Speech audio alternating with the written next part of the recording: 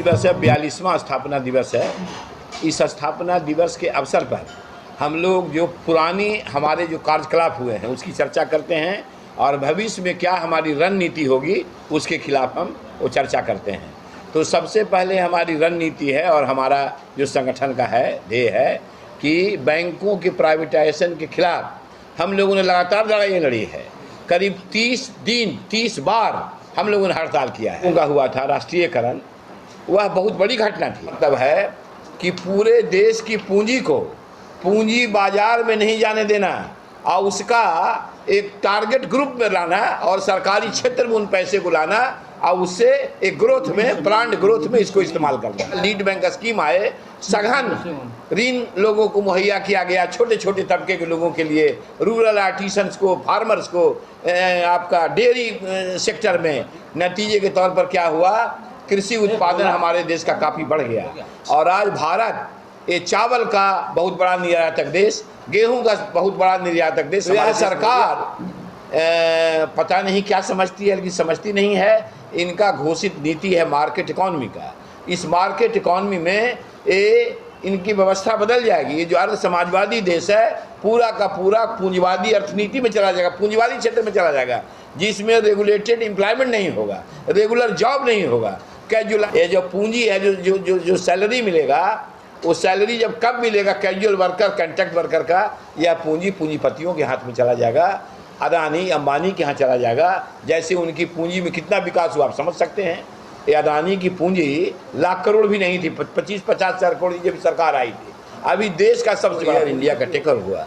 अगर 45,000 करोड़ रुपया उसको फंडिंग कर देते तो नतीजा नहीं आता और वो पूरा पब्लिक सेक्टर में रहता और इसका अंजाम देशवासियों को भुगतना पड़ रहा है। क्या कि जब मैरिज सीजन हो, जब फेस्टिवल हो तो कीमतें, इसका जो टैरिफ है 3 गुना बढ़ जाता है। जब सरकारी क्षेत्र में रहने से एक ही कीमत रहती थी, सुविधाएं भी थी। सरकार चल रही है और इसके खिलाफ में हमारा ऐलान है, हमारा आम लोगों से अपील है कि एक जन आंदोलन खड़ा करो प्राइवेटाइजेशन के खिलाफ, रिक्रूटमेंट के खिलाफ, किसानों के सवाल पर, बेकारों के सवाल पर, और एक बड़ा जन आंदोलन खड़ा करने की जरूरत है। इसी से देश का नई जो आर्थिक नीति आई है, लिबरलाइजेशन, ग्लोबलाइजेशन, प्राइवेटाइजेशन का, तो ये बैंक कर्मचारियों, बीमा कर्मचारियों ने लगातार संघर्ष किया है।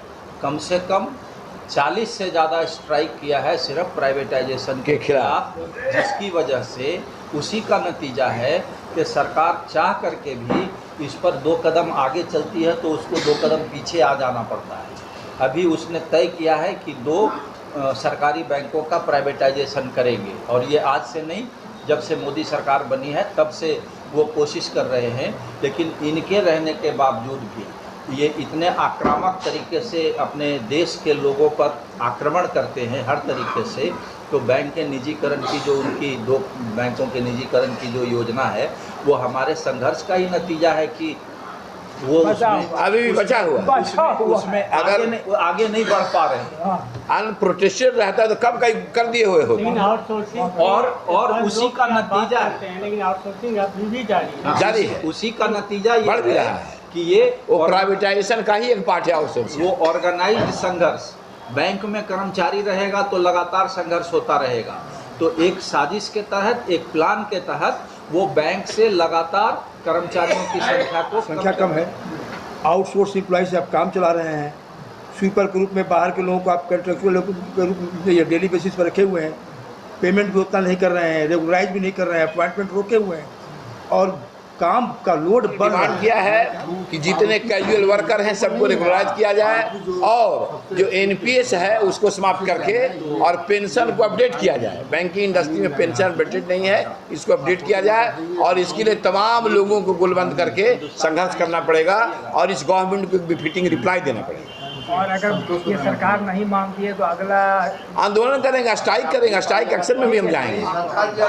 आने वाले चुनाव में आपका क्या रिएक्शन? हम कोशिश करेंगे कि इस गवर्नमेंट की जो नीतियां हैं इसको डिफीट करने की पूरी कोशिश हो, क्योंकि सरकार इन्हीं नीतियों के साथ काम कर रही है। पूंजीवादी अर्थनीति है, इसको डिफीट करना है।